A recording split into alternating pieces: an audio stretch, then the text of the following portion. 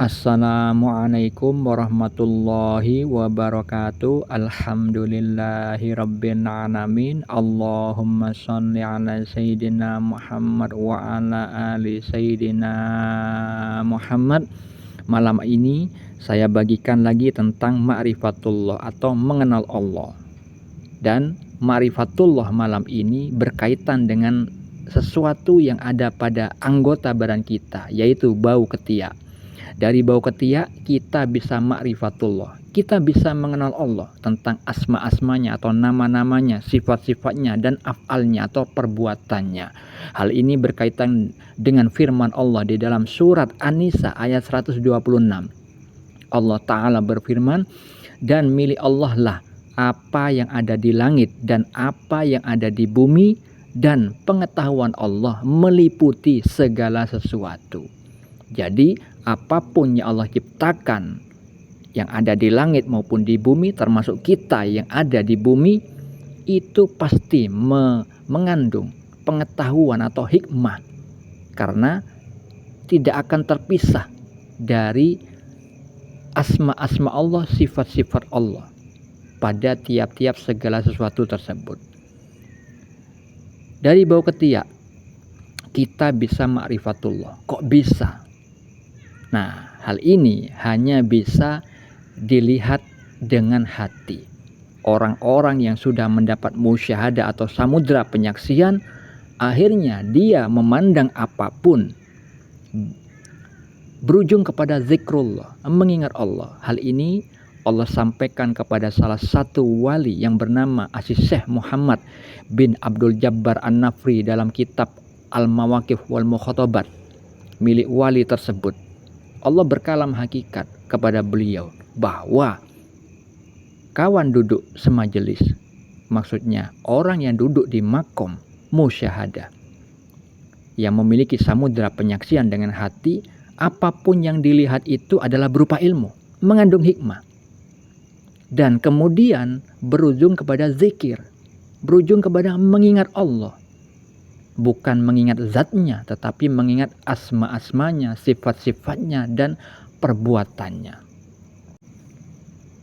Begitu juga ketika orang yang sudah musyahadah itu mengetahui bahwa ketiak itu ada baunya. Kenapa Allah ciptakan seperti itu? Kenapa tidak diciptakan harum saja semuanya? Nah, disitulah perbedaan makhluk dengan Allah yang laisa kamitslihi syai', yang Allah firmankan di dalam Asy-Syura, surat Asy-Syura ayat 11. Dia itu tidak bisa diserupai, tidak menyerupai apapun. Tidak ada yang bisa menyerupai dia. Begitu juga di dalam surat Al-Ikhlas, Allah Ta'ala berfirman, dan tidak ada yang setara dengan dia. Tidak ada yang setara dengan zatnya, tidak ada yang setara dengan asma-asmanya, sifat-sifatnya, dan af'alnya atau perbuatannya. Begitu juga ketika Allah menciptakan manusia dengan adanya bau ketiak, hanya orang-orang yang diberikan ilmu pengetahuan yang mendalam melalui kolbunya yang mengetahui hikmah itu. Bagi orang-orang yang hanya copy paste ilmu ma'rifatnya, hanya membaca postingan YouTube maupun Facebook, tidak akan sampai ke sana. Paling-paling yang sering dibicarakan ruh, hakikat diri, yang ujung-ujungnya nanti merasa menjadi Tuhan, akhirnya nggak mau sholat. Nah, seperti itu kebanyakan orang-orang yang hanya membaca ilmu ma'rifat, bukan orang yang mendapat kedudukan ma'rifat di sisi Allah.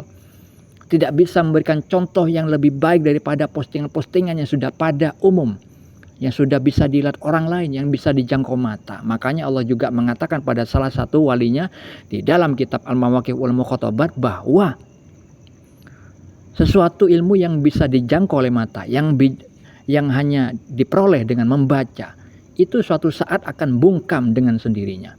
Artinya, ilmu yang didapat dari membaca buku, dari membaca postingan, copy paste milik orang lain, itu akan mentok sebatas apa yang dia baca.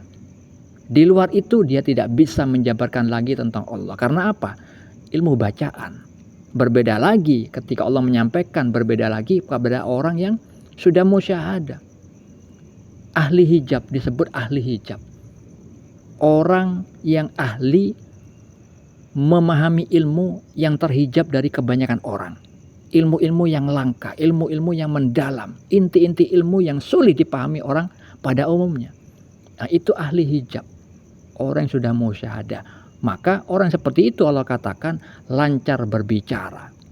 Apapun bisa dijadikan sarana makrifat kepada Allah. Begitu juga dengan bau ketiak. Seperti apa bau ketiak itu bisa menghantarkan kepada asma-asma Allah, sifat-sifat Allah, perbuatan Allah. Kita ketahui bau ketiak itu tidak disukai manusia. Disitulah bedanya. Ketika Allah itu menciptakan segala sesuatu, manusia tidak suka padahal di dalamnya ada banyak kebaikan. Maka saya akan jabarkan kebaikan sebanyak apa itu. Bau ketiak itu tidak disukai manusia, sehingga manusia menciptakan formula yang namanya deodoran dengan segala macam merek untuk menghilangkan bau ketiak itu, untuk menjadikan harum ketiak itu. Nah, untuk menciptakan itu butuh seorang ilmuwan, seorang pakar di bidang kesehatan, sehingga terciptalah deodoran itu. Nah, deodoran itu butuh pabrik, sehingga pabrik itu berdiri juga pasti membutuhkan orang lain, butuh arsitek, arsitek butuh tukang, tukang butuh toko bangunan butuh karyawan. Nah, dari bau ketiak itu kemudian muncullah deodoran. Itu Allah sudah memberikan peluang manusia untuk memperoleh rezeki dari adanya bau ketiak itu. Rezeki buat seorang ilmuwan, seorang pakar kesehatan yang ahli di bidang bakteri, kuman. Bau ketiak itu muncul gara-gara adanya kuman-kuman bakteri di udara yang tidak lancar karena diapit dengan lengan kita. Keadaan lembab sehingga terciptalah bau. Nah, orang yang pakar itu bisa memperoleh rezeki gara-gara adanya kuman-kuman bakteri sehingga muncul bau ketiak pada diri kita. Bukan saja ilmuwan, bukan hanya pakar kesehatan, tapi juga desainer grafis yang bertugas menciptakan desain, teks, mereknya, packagingnya, bagaimana supaya menarik untuk dijual, supaya konsumen itu tertarik untuk membelinya, bukan hanya fungsinya tetapi juga packagingnya dipikirkan. Akhirnya desainer grafis bisa mendapatkan rezeki dari adanya bau ketiak. Bukan hanya itu, pakar maupun desainer grafis butuh ruangan, butuh kantor. Akhirnya arsitek juga punya peluang mendapatkan rezeki gara-gara adanya bau ketiak. Arsitek butuh tukang, tukang pun akhirnya mendapat rezeki dari adanya bau ketiak. Tukang butuh toko bangunan, bahan-bahan bangunan, akhirnya bahan bangunan, toko bangunan punya rezeki gara-gara adanya bau ketiak. Tukang supir truk yang misalkan membantu membuang bongkaran-bongkaran hasil bangunan, kalau misalkan bangunan sudah jadi, akhirnya mereka juga dapat rezeki gara-gara adanya bau ketiak. Warung dadakan yang biasanya ada di sekitar pembangunan proyek, itu juga akhirnya dapat peluang rezeki gara-gara adanya baunya ketiak. Di pembangunan proyek biasanya itu ada pemulung yang juga mengais rezeki dengan adanya mengambil sisa-sisa botol, sisa-sisa bungkusan makanan dari pekerja-pekerja proyek di sana. Akhirnya pemulung juga punya peluang rezeki gara-gara adanya bau ketiak. Nah, semua itu hanya gara-gara bau ketiak. Sehingga kita mengenal asma Allah yang Maha mengetahui. Manusia tidak tahu, Allah Maha mengetahui, Maha berilmu. Allah Maha kuasa atas segala sesuatu. Allah Maha pemberi rizki. Jadi kalau sudah disebut Maha, berarti caranya Allah dalam memberikan rizki, dalam mengatur, dalam menguasai, itu tidak ada yang disamai oleh makhluknya. Pasti beda. Nah, seperti itulah saudara-saudariku mengenal Allah, ma'rifatullah melalui bau ketiak. Sebenarnya banyak sekali cara mengenal Allah dan itu tanpa ada batasnya.